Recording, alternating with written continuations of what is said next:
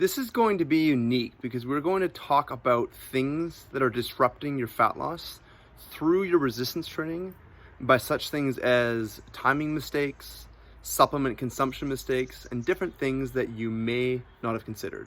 So let's basically dive into and delve into the 7 resistance training mistakes that are getting in the way of your fat loss. And if corrected, I think you'll see progress. Now, before we get into it, if you haven't already, make sure you hit that subscribe button and click the little notification bell so you never miss when I release a new video. And when you click the notification bell, select all so you're notified of all videos. So let's get into it. So number 1, rest periods too long. You may have thought that by resting longer, you would be able to lift more weight and thereby burn more calories. Now, the problem is you actually don't burn that many calories while weight training. So you want to keep your rest periods short so you're actually burning fat. And you're not going to be burning fat by waiting, let's say for instance, 3 minutes to do a heavier set of bench press. It just doesn't work that way. So if you keep yourself moving, you will ultimately burn more fat. Now, the Journal of Sports Medicine in 2010 found that shorter rest periods are better for testosterone production. They compared 3-minute rest periods to 1-minute rest periods, and guess what? The 1-minute rest periods led to a significant increase in testosterone levels, whereas basically the 3-minute rest periods didn't. Now, another study that you may find interesting is a study that was done in the Journal of Medicine and Science in Sports and Exercise. They analyzed the effects of explosive lifting, so like, pressing, let's say in a bench press example again, you push the weight up quickly and then you go down slowly on the eccentric. They compared that to slow contraction, so to slow up and then slow down. And they basically compared the energy expenditure of both of these. Now, the average rates of energy expenditure were significantly greater during and after exercise with the explosive group compared to the slow group. So all in all, to say, move faster, but do so intelligently. So, don't go and hurt yourself. Be smart. Number 2, consuming BCAAs. Now, consuming BCAAs before or during your workout may be hurting your fat loss efforts. So here's the thing. BCAAs are branched chain amino acids and they spike your insulin levels. Insulin is what stands in the way of your fat loss. So when insulin is high, fat loss stops. And when insulin is low, fat loss is on. So BCAAs stimulate a process called mTOR, okay, which stands for mammalian target of rapamycin, which is a process that causes tissue growth, proliferation of tissues. And this process is stimulated by the release of insulin from your pancreas. So in layman's terms, if you are constantly spiking insulin through BCAA intake around your workouts, you're never really burning fat. And if your goal is fat loss, you're basically shooting yourself in the foot. So work out in a fasted state and don't consume BCAAs before or during your workout. Now, after the workout is a different story. And if you consume them, if you consume them after the workout, that's fine. But I would recommend waiting at least an hour before doing so, as you'll see a little bit later in one of my next points. Now, third point here, another point of mistakes that people are making with their resistance training and that's causing a slowing of their fat loss is doing cardio before resistance training. This is probably one of the biggest problems and the biggest ways that can mess up your workout and mess up your fat loss. Now, due to the lactic acid buildup and fatigue that you get from doing cardio, your nervous system won't be able to effectively stimulate muscle contraction and thereby will blunt the amount of weight you can lift and the intensity that you can go at. So don't ruin your strength gains by trying to get some cardio in beforehand. Now, if you do decide to do some cardio, which is totally fine, which is encouraged, just wait until after your resistance training, as research actually shows that you actually, in fact, will actually burn more fat when the cardio is done after resistance training as opposed to done before. Number 4, using too much isolation exercises. Now, if your goal is fat loss, going into the gym and just working isolation exercises like, a bicep curl or like a tricep kickback or some kind of isolation movement like that is basically not going to be your friend. If your goal is bodybuilding, on the other hand, then yes, there is merit to it. But if your sole purpose is fat loss and building some muscle, use your time more wisely. Now, this doesn't mean don't do isolation exercises. Just do them just don't do them independent of compound multi-joint exercises like the squat and the deadlift. So for instance, you could perform a paired set of back squats with dumbbell bicep curls with a specific or a specified rest period between each for a certain number of sets. So you would do a set of back squats, maybe rest a minute, and then do a set of dumbbell bicep curls, rest a minute, and then repeat that process for 2, 3, or 4 or 5 sets.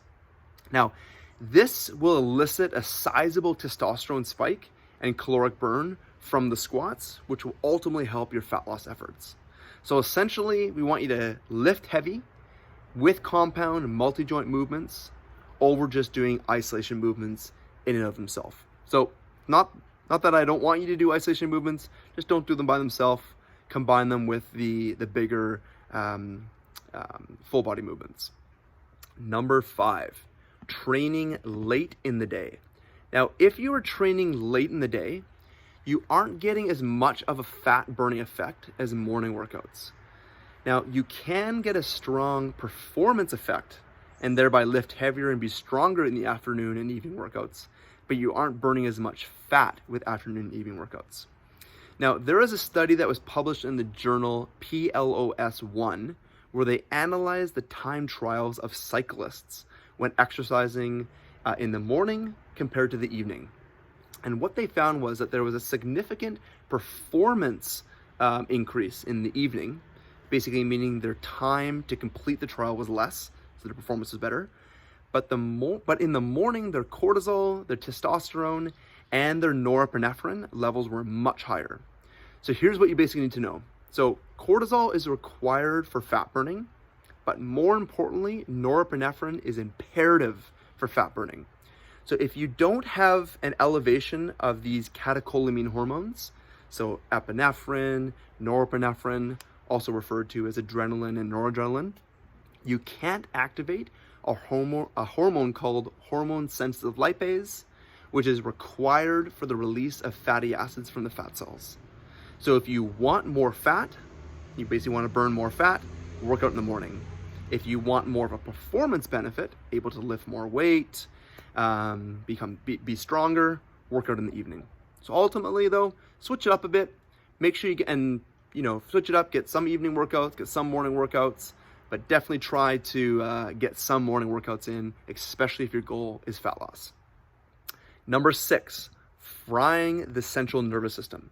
So when I say what I mean by this is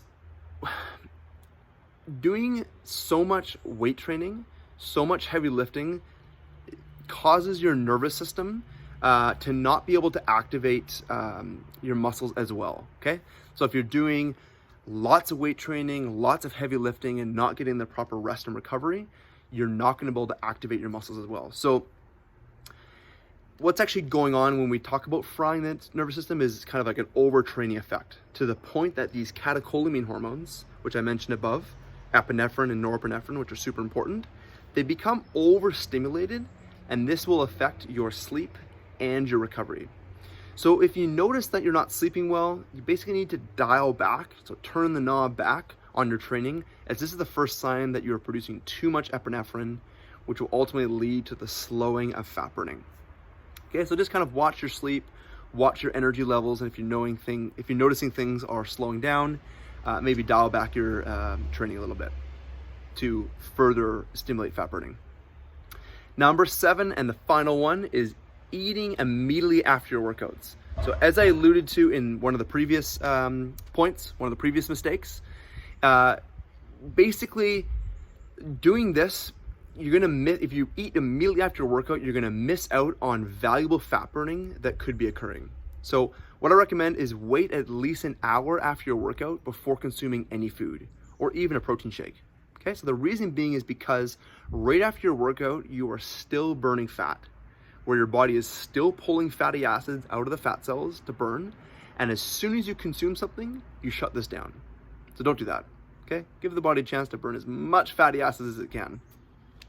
Now, the reason people think to do this, the reason people think to do and consume something immediately when they finish their workout is because of something called protein synthesis. Now, protein synthesis is where your body takes protein, specifically amino acids from protein, and turns it into muscle tissue. And research has shown that this actually occurs, this protein synthesis actually occurs for 24 and sometimes even longer after workout. So you don't need to eat right after the workout. You could fast after your workout and be totally fine, which is something that I personally do. I don't eat immediately after my workout. Now, for instance, let's say you start your workout in a fasted state. Continue fasting after your workout for at least an hour or more before breaking your fast with food. Now, I hope that this was helpful on 7 weight training mistakes that may be slowing your fat loss. Now, if you think of anyone that could benefit from this, please consider sharing this anywhere on social media, as you may help resolve any of their health issues, or drastically improve their health, or drastically, in this case, drastically improve their fat loss, and help make their workouts much more efficient. So if you want to learn how to get started on this lifestyle, visit my website at www.tyronpateau.com/newsletter and download my 8 strategies for lasting fat loss and optimal health guide, and receive a free 20-minute online consultation.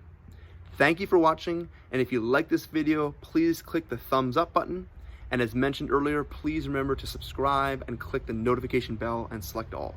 And as always, if you have ideas for future videos or have any questions for me, please comment below, as this helps me to know what videos to create and what you like to learn. So keep it locked in here to my channel, and I look forward to coming to you in the next video.